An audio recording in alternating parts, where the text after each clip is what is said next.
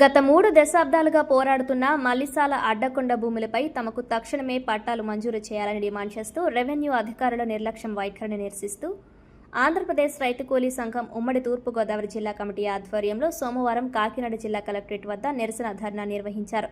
జగ్గంపేట మండలం మల్లిసాల, గోపాలపురం గ్రామాలకు చెందిన దళిత, గిరిజన, బీసీ, ఇతర నిరుపేదలు అంబేద్కర్ విగ్రహం వద్ద నుండి కలెక్టరేట్ గేట్ వరకు ప్రదర్శన నిర్వహించి అనంతరం అధికారులకు వినతి పత్రం సమర్పించారు. ఈ సందర్భంగా వారు మాట్లాడుతూ మల్లిసాల అడ్డకొండ భూముల కోసం మల్లిసాల, గోపాలపురం గ్రామాలకు చెందిన నిరుపేదలు 30 ఏళ్లుగా ఎన్నో వ్యయ ప్రయాసలతో పోరాడుతున్నారని, భూస్వాముల దాడులు, పోలీసు నిర్బంధాలను ఎదుర్కొని ఆ భూములను సాగులోకి తెచ్చారని ఏపీఆర్సీఎస్ రాష్ట్ర ప్రధాన కార్యదర్శి కర్ణాకల వీరాంజనేయులు గుర్తు చేశారు. కోర్టు తీర్పు నిరుపేదల వైపు వచ్చినా నేడు ఇండస్ట్రియల్ పార్క్ పేరుతో భూములు ఇవ్వకుండా కాలయాపన చేయడం దారుణమన్నారు.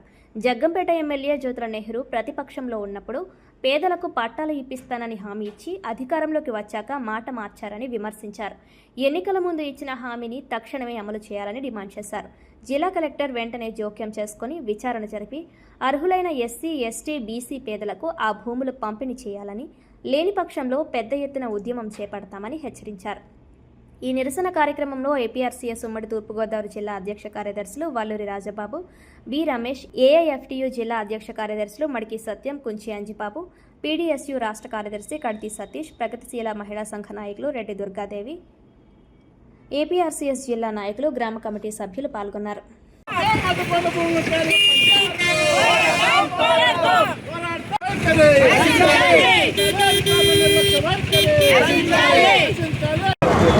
మల్లిసాల గ్రామ పరిధిలో అడ్డకొండ భూములు సుమారు 580 ఎకరం.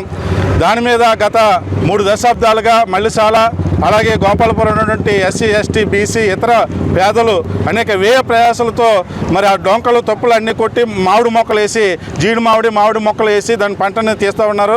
అనేక పోరాటాలు చేశారు. భూస్వాముల యొక్క మరి దౌర్జన్యాలకు, అలాగే వారి యొక్క దౌర్జన్యాలను ఎదుర్కొని, అలాగే పోలీసు నిర్బంధాలను ఎదుర్కొని, కేసులు ఎదుర్కొని అనేక పోరాటాలు చేశారు.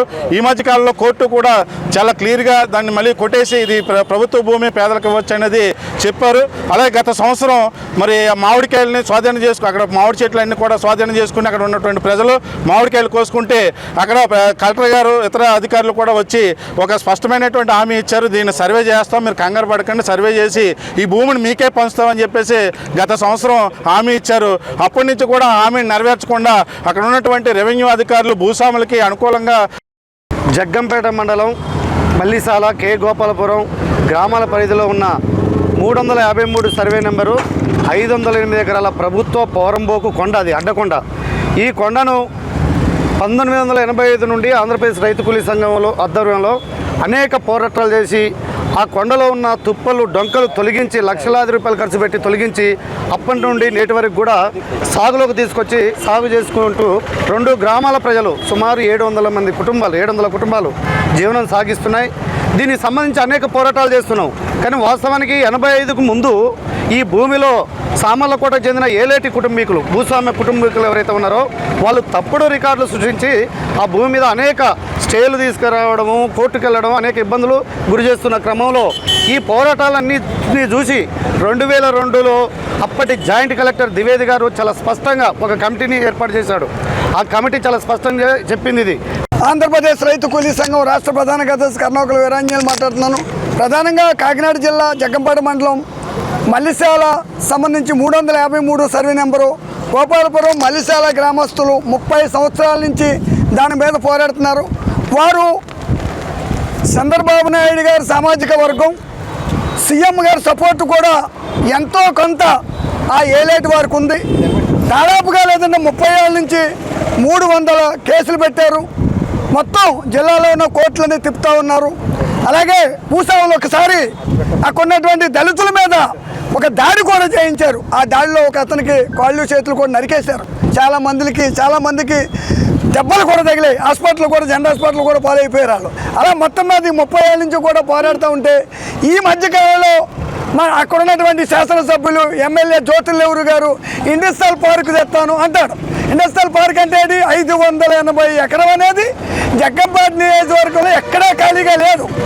ఈ ఏలేటోళ్ళు రికార్డులు మార్చకుండా రికార్డులు ఏమి ఎక్కడ అడుగు కదలీయకుండా ఉప్పూరు వరకు కూడా ఆ 500 ఎకరం భూమి ఆ 2 గ్రామాలు ఈ కలెక్టర్ గారి దగ్గరికి 100 సార్లు వచ్చి ఉంటాం. జిల్లా కలెక్టర్ గారి దగ్గరికి, ఈ ఎంఆర్ఓ దగ్గరికి 200 సార్లు, ఆర్డీఓ దగ్గరికి 300 సార్లు, అలా 100 సార్లు ఈ 30 ఏళ్ళ నుంచి వీళ్ళకి అర్జీలు ఇచ్చుకుంటూ వీళ్ళకి మెమోరాండాలు ఇచ్చుకుంటూ మా చెప్పులు అరిగిపోయేలాగా